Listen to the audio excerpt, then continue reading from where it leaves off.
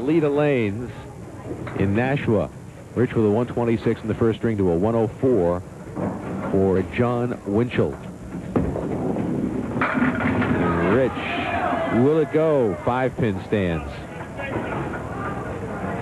We were up by Pilgrim Lanes, by the way, to help raise some money for the kids who went off to Canada for the 2004 Atlantic Coast Junior Classic. Can't talk enough about that event. I just am so impressed with that event. We get year after year, and the enthusiasm of the kids, and the pro bowlers who come, Bart Medeiros, who puts it all together along with the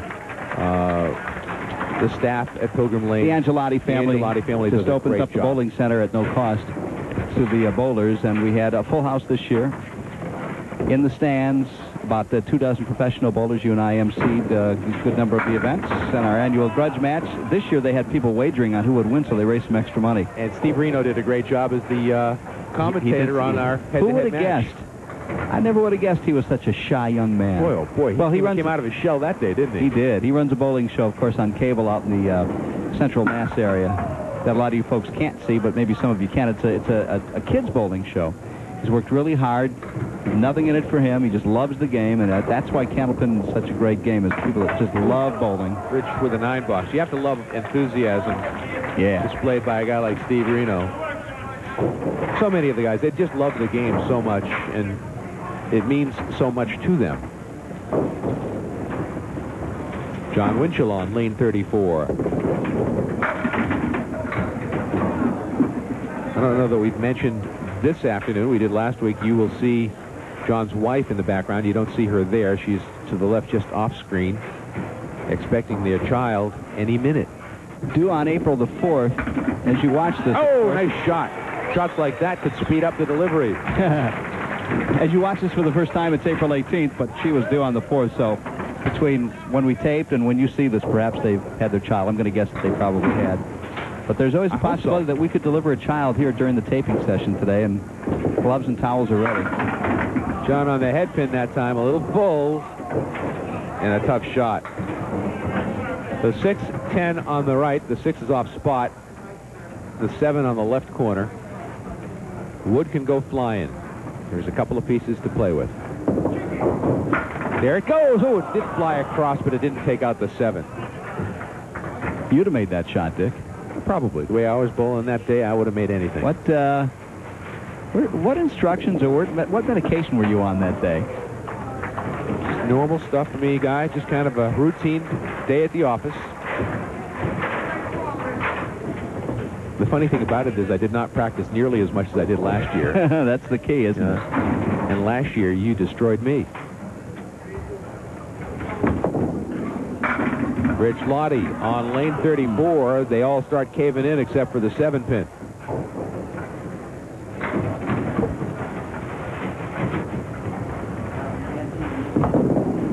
And the spare for Rich. More interesting statistics to share when we come back from the break in a moment. Some of the stats we've collected over this season. Candlepin stars and strikes. Let you know who had the high single this year. We'll tell you who was the most frequent bowler on our show, and we'll tell you where the winners came from in terms of the seating positions. This is a nice note sent in. We here in Chichester, New Hampshire, really enjoy your show. We watch faithfully every week. Not only are the bowlers great, but your color commentary makes the show.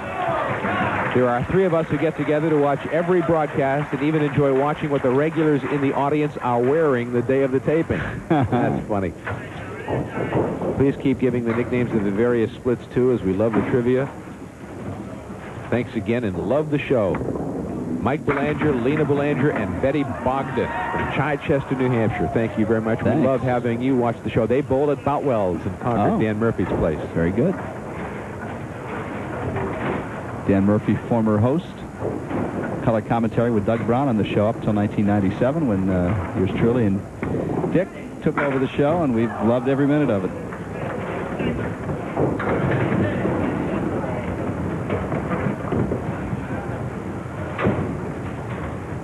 Jon Winchell trying to play catch-up here after being in full command last week against Dave Hodge. A lot different bowling when you're behind. Yes, sir. Paul Willett doing a great job on the in-house scorekeeping on the big grease board for people in the audience that can't see the monitors as well, and for the bowlers as well. Matty Bishop from Exeter writes in, we mentioned Harry Carr in Exeter. He was Santa for many years in the parade until health failed him. Glad he's enjoying life watching bowling. That's from Matty Bishop in Exeter. Her best wishes going to Harry Carr of Exeter. And here's a nice shot by Jon Winchell for the break. For the spares, we go to the break. Both bowlers working on marks. When we come back, the Leda Lanes in Nashua for the Tournament of Champions. It's Candlepin Stars and Strikes on WNDS TV. Rich Lotti ready to go on lane 34 as we come back from the break. Dick Lutsk with Mike Morin at Leda Lanes in Nashua, week 2 of our Tournament of Champions. Our 5-week extravaganza, the 6th ladder champions getting together. Rich breaks up the split. Kevin LaFon's our director today. Sean Holman is on replay. Alex Kalistoff is on audio. Keith Webb is our engineer. Spare for Rich Lotti. Bonus money for the man. $50 in bonus money.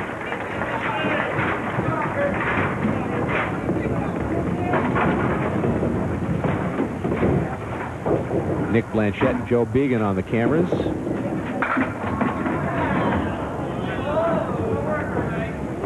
You're doing yeoman's work today. That's going to be tough to get another bonus buck out of this one. Big split with no help, no wood.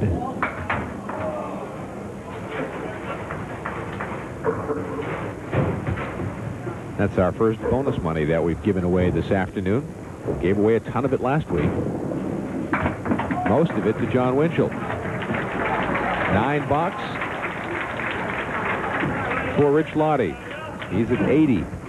Well, the high single for the year, Dick, was rolled by Sean Baker a little over a month ago, March 7th, at a 175 string. That included his 4-strike-in-a-row performance and a 451 triple. There's a nice shot by John.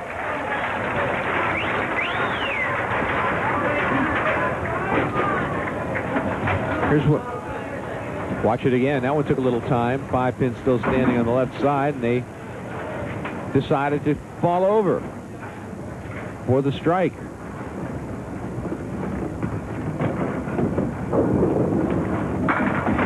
Will he make it 2 in a row? The 3 pin still stands. A shot at bonus money for Jon Winchell as well, and he needs it to catch up to Rich Lotti, who slowly has been pulling away. He's got the spare. $50 in bonus money for Winchell. So the high single for the year, 175. The high triple, Gary Carrington. Saw it just a few weeks ago. 463. March 21st. And where do the bowlers come from in the seeding for the Tournament of Champions? Well, this year, only one top seed made it, Dick. There were 3 bowlers from the number 2 spot, 1 bowler from the 3rd position, and for the first time in 7 years, a number 4 seed. Oh, what a great shot by Rich Lotti. The 1, 2, 6, and 10. No wood. Perfectly shot by Rich Lotti. That's not a good ball, but he got a break. Yeah, not a fun shot, though. So it was Gary Carrington who broke the 7-year hex from the number 4 position, making it to the Tournament of Champions. And over the last 7 years, out of 43 ladders, 32 of the bowlers made it to the Tournament of Champions from the number 1 or number 2 spot. Clearly the position to be in if you hope to make it to the Tournament of Champions, statistically. That's going to be an 8-box for Rich. Mike Sweeney from Salisbury, Mass. writes in, hey, Dick and Mike, I've been watching Stars and Strikes for over 13 years now and was wondering what's the highest triple strike jackpot that we've given away and who's won the most amount of bonus money in one match. That'd take a little research, but off the top... Off the top of my head, I believe that Gary Carrington won the highest triple strike. There's more money for Jon Winchell. He almost had 4 strikes in a row. Well, it's 4 in a row, isn't it? 4 marks in a row. Yep. So $75 in bonus money for John. So as we talk about bonus money, off the top of my mind here, $1,300 I believe Gary Carrington won. He did it in the Tournament of Champions a couple years ago, Dick, and I think he did it like on the last string, or the last week, obviously, of the show, which means the money was maxed out at $1,300 for that season. And in one day, That's tough to say. Jeff Surratt had a big day. I remember that. Yeah, it's not quite $2,000. There's been some bowlers in the $1,500 to $1,800 range for a series of weeks for bonus money. And then John was trying to root that pin over. Wouldn't go for him. We actually don't keep back into it. I'm sorry, Dick. We actually don't keep records of the bonus money in general. Somebody hits a triple strike, we make a note of that.